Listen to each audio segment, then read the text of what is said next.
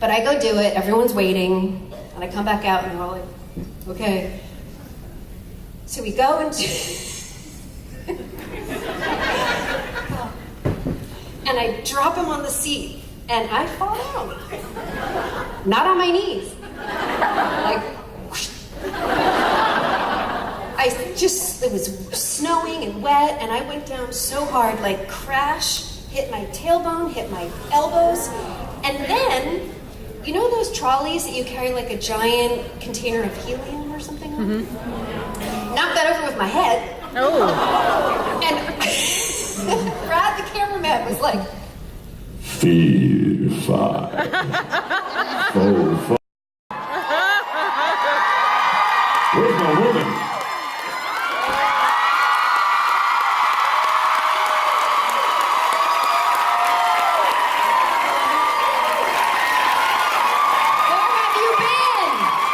I was doing pixels. Hey, everybody. Hey. This is our first, panel together. I know.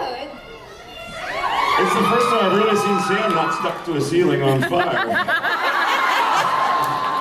Yeah. Could you not, fire extinguisher or something? He wasn't very prepared, was he? I know, you looked For really... a guy that was, supposed to be a demon hunter. I just sort of Well, you weren't a demon hunter yet. No, I had a pre-life of demon hunter, didn't I? No, that was me. He's pretty.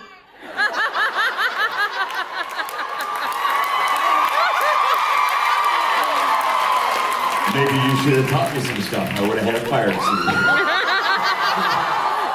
Valid point. You know what I mean? It's true. I didn't know anything. This is what I know about this show. I thought that it doesn't matter what I thought. I don't know what I'm talking about. It's okay. John did a fair bit of drinking. Yes. And he still does. Wherever he is. Backstage here in San Francisco. Where is it? I didn't see that. It's because I drank it. We need to What are share. y'all doing, man? I know, they all look at all the devices. Seriously though, They don't do that when I'm up here by myself. I like devices.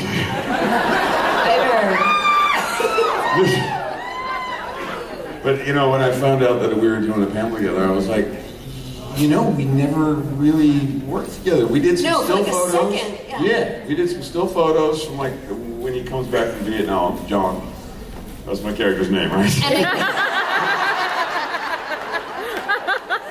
And then you burned on the ceiling and you were gone. And there was one little scene where I'm leaving the nursery and you come in and I hand you the kid. That's it. We have a cumulative 90 seconds of that. That's it. And then someone told me today that we were in an episode together, but not together.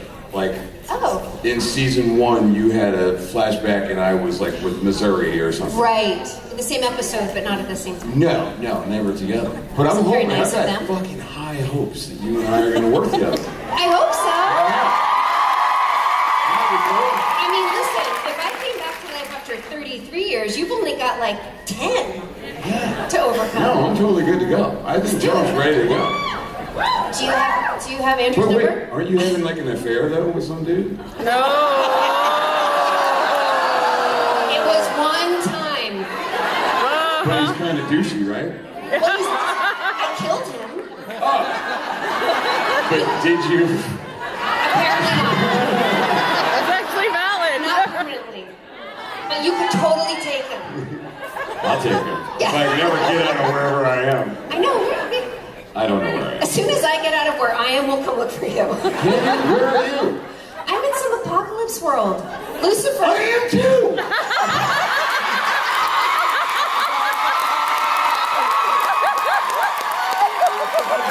Look you up. That's awesome. Maybe I'll run into you on the road. I got a baseball bat. You'll recognize me. I have a machete, so we're good. Yeah. I sense our marriage hooking back up.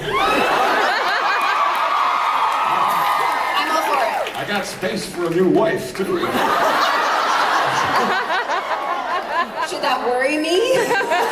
Yes. Okay. Yes, it should. Should we take questions? I forgot about how this works. Hello. Hey! Really fast. Is it beat in your fingers? Yeah.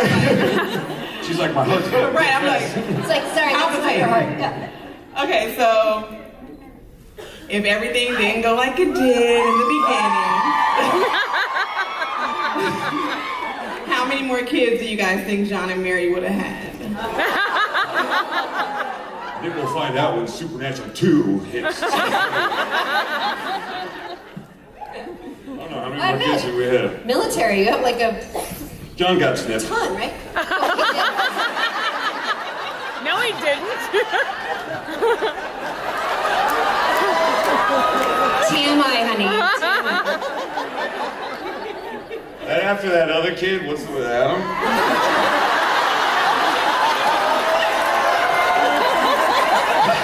That was after I was dead.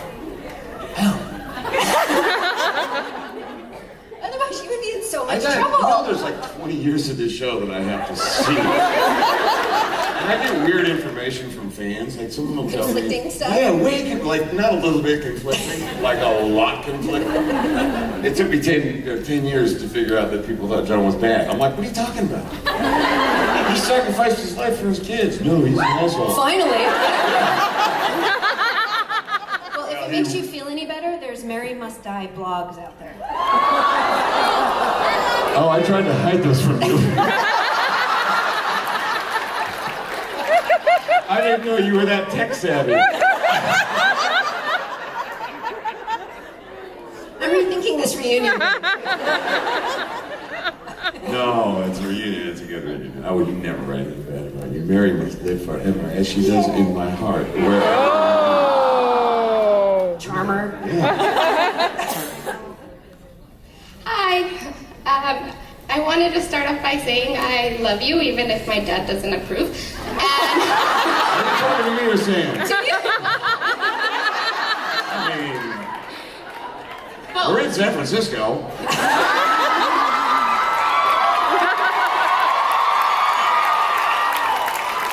And by the way, come on, have you seen her? yeah, All right, I'll go for it. All right, me. so my question for you is, were you aware of Lucille's appearance in the show beforehand, or was it a surprise for you like it was for me? Lucille's parents? Dean had the bat and he said my dad would have loved this. Never mind. Oh, this is so confusing. Sorry. Lucille's parents, right? That's right. John had a baseball bat wrapped in barbed wire. Is that what we're talking about? Yes. I'm confused. Okay, sorry. I didn't know we called it Lucille's parents. I didn't You're think gonna have to handle this one on your own. No, don't leave. Stay. I'll let you. I'll stand here for moral support till you get through this hard time. Yeah, just tell me a little bit more about Lucille's parents thing. Appearance. Appearance.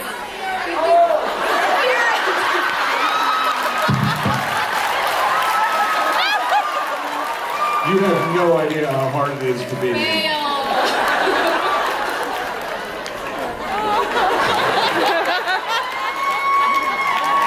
I still love you. My wife. Thank you. My one and only. I love you, Sam. Love you back. Love you, Mary. Oh, Mary. Okay, not her parents.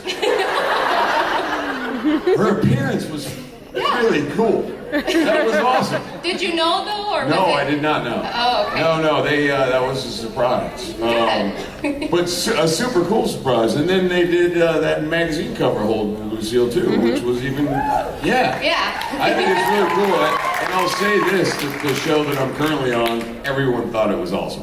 Everybody thought it was really cool. That Supernatural kind of gave a little tip of the hat to them and Lucille. It was a cool thing. Yeah, Good. it's got a parents thing. I'm still like, dads have a mom and dad? I mean, Negan's weird. Bat's super special, but I had no idea she had parents. I was so lost. I had to get my ears checked. Yeah. Things are going south. My eyes, my ears, the whole thing falling apart. All right, cool? Thank you. Thanks very much. Like, how did they do it? How did those bats have a little baby? And those little mini bats that hang out like the diamond? That's what Lucille started as. Wrapped in like yarn, and then I'm a fucking idiot. I don't sleep very much anymore, and I just say really dumb stuff all the time. Yes, ma'am. Hello, my name is Melinda, and the question I have for you is, after being Denny in Grey's Anatomy, William in P.S. I Love You, what did you do to prepare for Negan in Walking Dead? Well, in between those two, the Denny and the P.S. I Love You, I played an asshole in a couple things. Yeah. I did a movie called Watchmen. Thank you very much. And there's been other assholes. Yeah. You don't think the comedian was an asshole? Did you see the movie? But not as much as Negan. I mean, come on. I don't know, man. I mean, there was some pretty... Well, okay. Yeah. I mean, this day and age, I don't think, yeah. Okay. But, and that being said, there's been a lot of, right before I started The Walking Dead, I did a movie called Desierto, and that guy was maybe the biggest asshole I've ever played.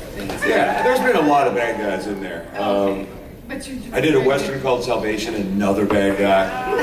These are all kind of recent, too. So I guess I was just prepping myself for the Negan of it all. And I still don't think Negan's a bad guy. I know. I mean, we can sit and argue about it all day, and I'm sure we might. Well, I love your acting. You're a versatile actor, and you're great. Thank you very much. I appreciate that. Okay. I guess that's what counts. Okay. If you buy it. The baseball bat had kids. I'm gonna go home and I'm gonna tell my wife, guess what I thought? I seriously am an idiot. Hey man, how are you? Hi Jeffrey, I'm Chris. Hi Chris. My offer for motorcycle riding still stands. Let's go. I'm always ready to ride. My question is, do you ever scare yourself when you're playing Negan or watch yourself afterwards? Do you ever I'll be honest with you, I don't watch a lot of my stuff anymore. Mostly because I'm too self-critical. If I watch myself, I think, God damn it, I did that. I could have done it. There's a better choice to be had there, and I don't know. It's torturous to be me, like I said earlier. So I very rarely, like, I'll watch an episode if I want to see, like, if I know that Ricky Dicky Doodah does something cool in the episode, I will watch it, and I'll watch to see somebody else do something. And same, I haven't seen a complete film that I've been in years, just because that drives me nuts. But do I have trouble? The first part of that is, do I have trouble getting out of it? No. Do you ever get chills or scare yourself when playing Negan? No, because I know I'm full of shit.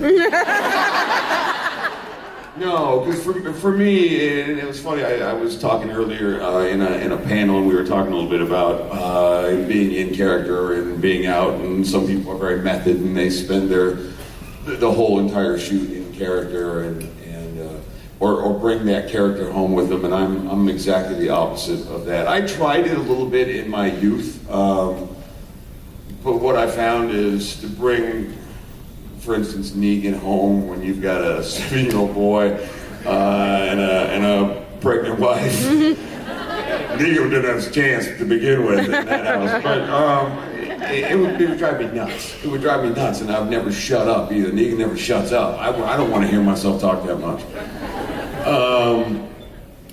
So no, I don't get chills. The only time there's been a few moments in other things. Desierto did some stuff that mess with my head a little bit, because that guy was super nuts. In a nuts that I don't like a racist fucking prick. I don't even think I had any dialogue in that thing, but I met, this is a guy that patrolled, I played a character that patrolled the U.S. border between Texas and Mexico, if you don't know.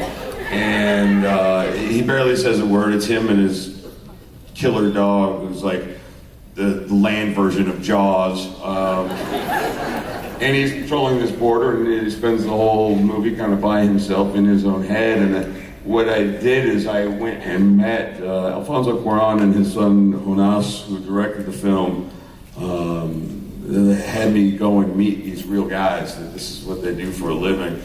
And it was tough. It was a hard pill for me to swallow, kind of meeting these guys and trying to reconcile what they did and what they thought of human life, I guess. That being said, I said yes to the movie. I thought it was an important film to do at the time, and when it came out, it was just before the election, and there was no fucking way Trump was going to win. And I remember sitting there doing the interviews, and Trump had been talking about like building the wall and all this, and I'd spent a lot of time down there and met a lot of people, and I couldn't believe that this was part of this platform, and it was coming out right then, and I just remember it was crazy. And I've totally gone on fucking point here, bro.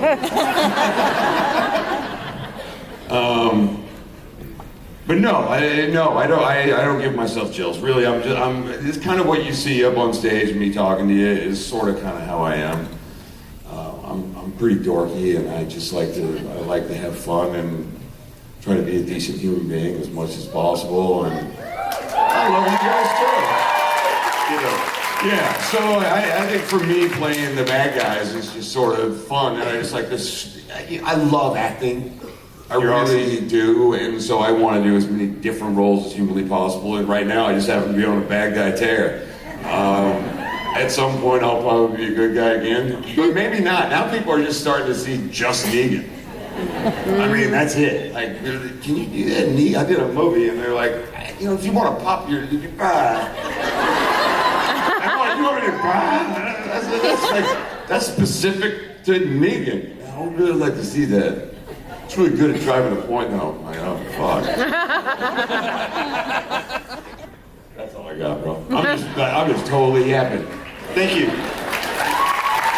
apologize for my yamming. I had a rough night last night.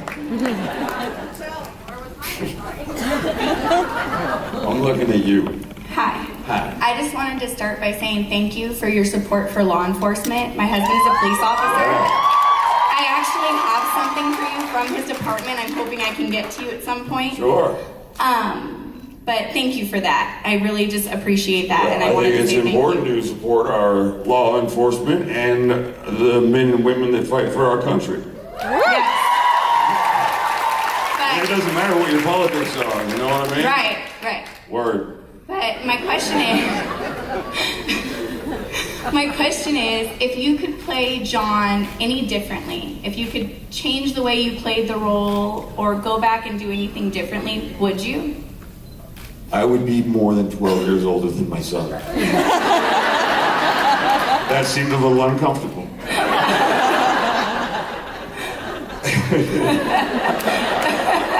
Can we just get a straight answer out of this motherfucker? When I did the role, I never in a million years anticipated that I'd be their father when they cut to them as adults. When I did the pilot for Supernatural, I worked with a 4-year-old and an infant. Okay. So I didn't have any scenes with Jared and Jensen, and so I don't know, episode 5 or 6 or whatever, I came back. When I got that phone call, I remember I was like, "What are they going to age me? Are they going to silver me up and give me some wrinkles?" Because I was, I don't know, maybe 40, less than that. Yeah. 37, 30, I don't know what I was. But I was far too young to have two sons that were like 7 feet tall. And then when they said, "No, we're not going to age you," I was like, "What the fuck? How old do I look?" But would I change anything? No, because you know when I did the show, a lot of stuff has happened to the John character since I've been on and since I've seen. You know, every time I come to a convention, I find out a new thing about John, and it's generally bad news because when I played him, it was, and I played him as such as a guy that loved his kids and was doing anything. And I've said this a million times, and I know more than half of you heard me say it, but man, he wanted what was best. He wanted to protect his kids. He wanted to prepare his kids. And he was willing to die and did die for his kids. And so all this crap that happened later, you know, that we find out John's not such a good guy and didn't treat his sons very well, I didn't know that when I went in. He did the best with what he had. Sure. He absolutely did. Thank you very much. It should be a damn bumper sticker.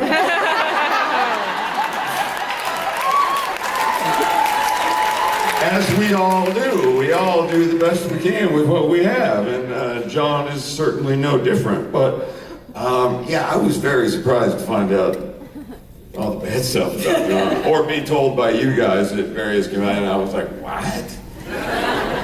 That is bullshit. Thank you. Thanks very much. Okay, go. Hi, Jeffrey. Hi.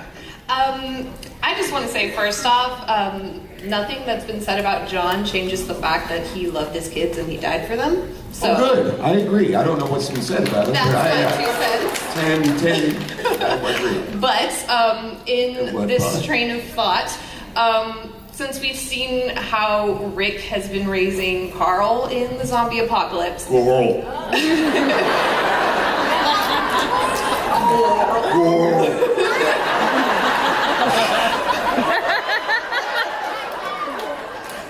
About 500 times a day, Norman and I will be like, Coral!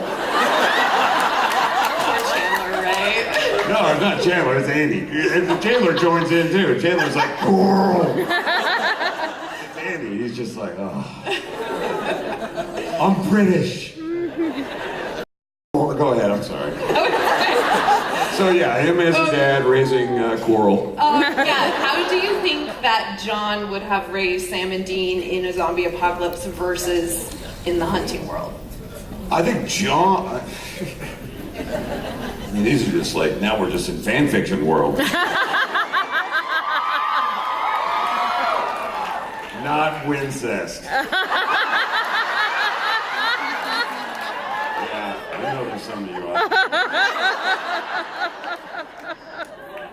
I gotta tell you, Jensen and Jared, I remember this was years ago. This is when the show started. They sent me one of these things. I've never heard of this shit before. What?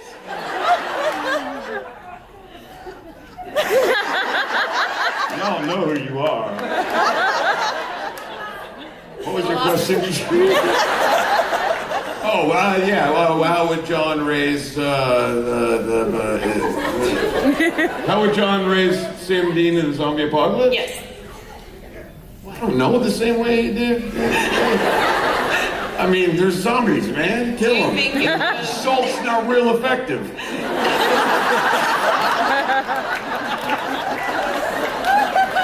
you think it would have messed them up more or less? Do I think it would have messed up me more or him? No, the boys. I mean, we're talking about some pretty extreme situations here. You got demons on one hand, you got zombies in the other. It's bound to fuck you all up.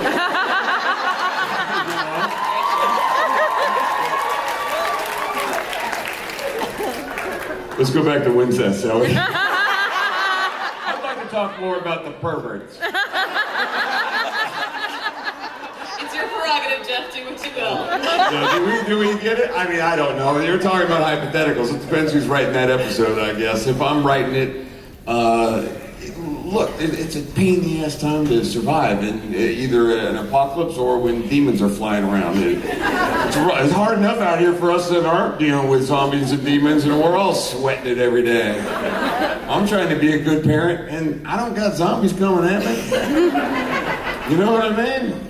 It's a struggle. We do the best we can with what we have.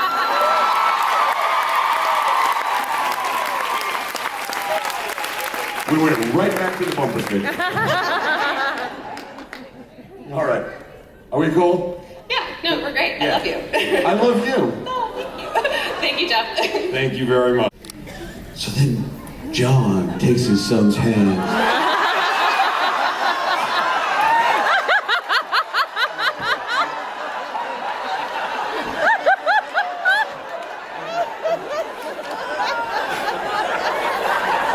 See where you guys went? I was jumping rope. Go ahead, my dear. Hi, Jeff. Hey, how are you? I'm great. It's really great to see you. And first of all, I have to say that you are just one of the most sexiest men on the planet. I'm not going to sit and argue with you.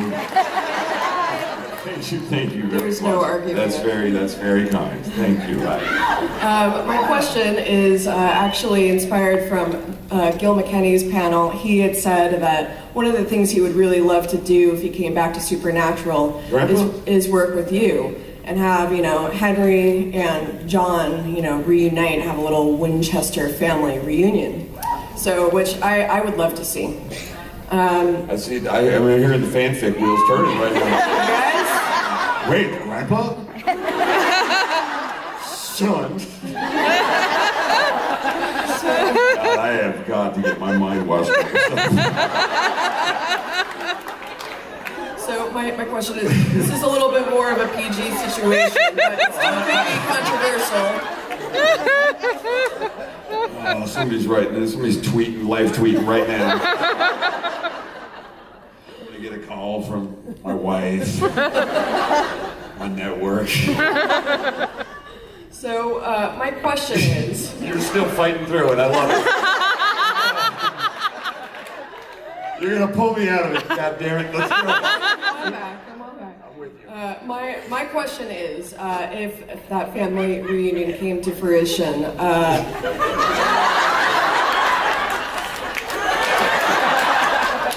This question's going south. Just so you know. if there's a scene where you all have to...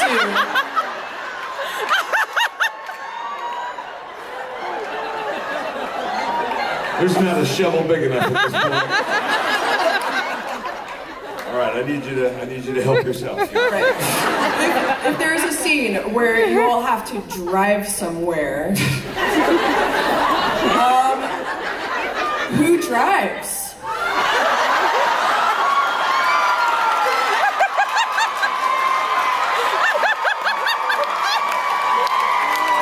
It's such a softball that I could fucking hit out of the park.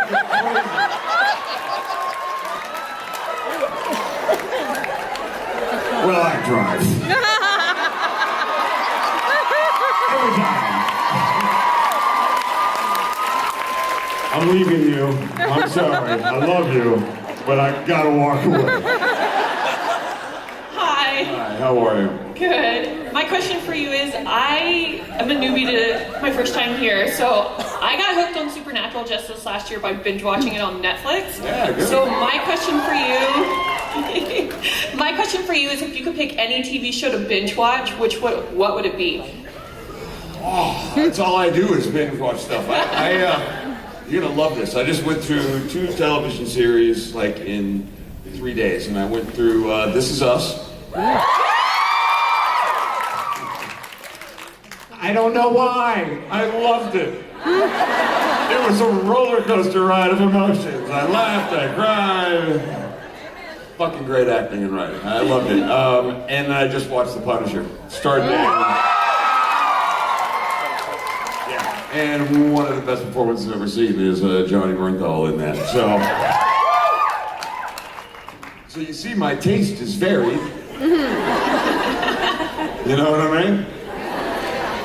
God, how does Mandy Moore play Sterling K?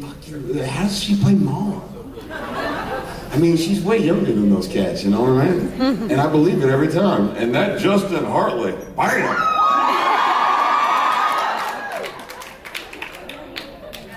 You guys are so great. So those are 2 things that I binged most recently. Wherever that girl left. Are you still there? I'm still here. Oh, vision. Bad. So I just watched those. I watched Stranger Things. Yeah. What else do I watch? I mean, really, I just finished working on the Dead show. So, and I'm so slammed during that I don't watch anything except for like, I don't know, Property Brothers, you know. I watch stuff that I don't need to, there's not an ending to, you know what I mean? Beverly Hills Housewives.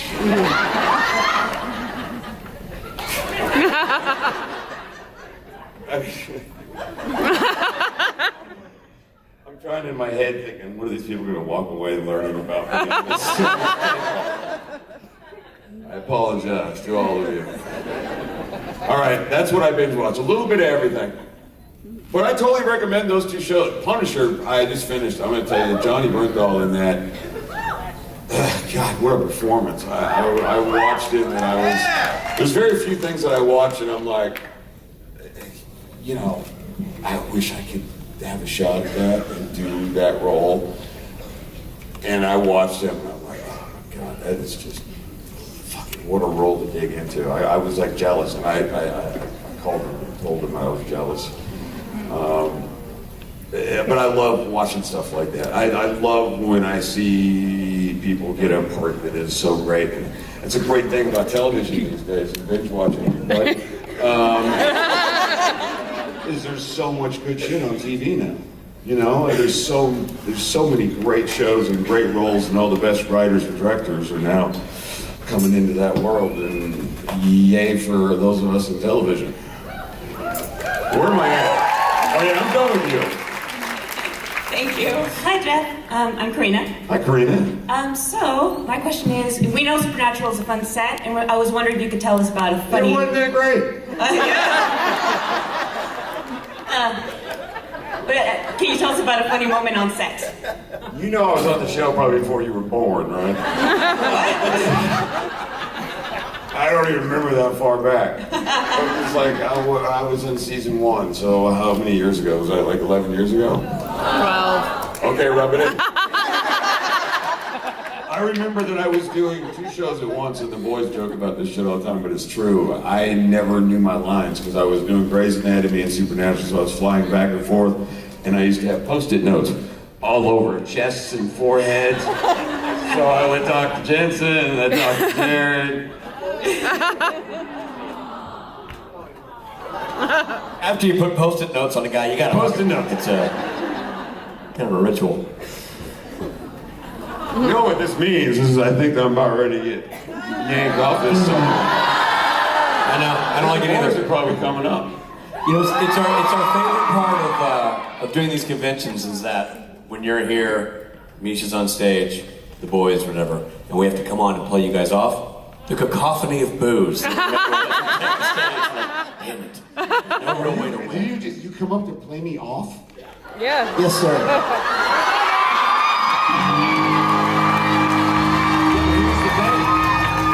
We wouldn't come up to play you. We were going to come up and play you on. That's better. But then Sam and you had a thing, and it was like, we didn't want to interrupt. Oh. See? I see the predicament. Yeah. So if you play me off, what kind of thing are we talking about? It's pretty upbeat. I think you're going to like the ditty. I mean, I'd like something a little sad, actually. All right, guys, but you do the sad version. The sad version of that upbeat song. The sad version of the upbeat song. But before they kick into that, ladies and gentlemen, round of applause. Thank you guys.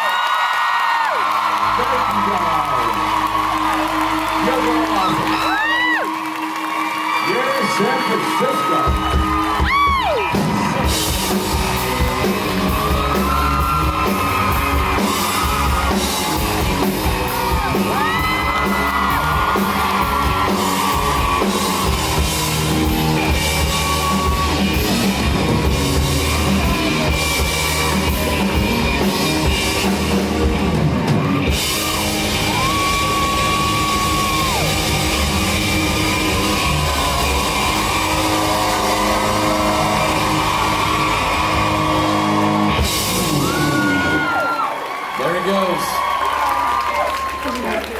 You know, you just wander around the stage. It's kind of a bit.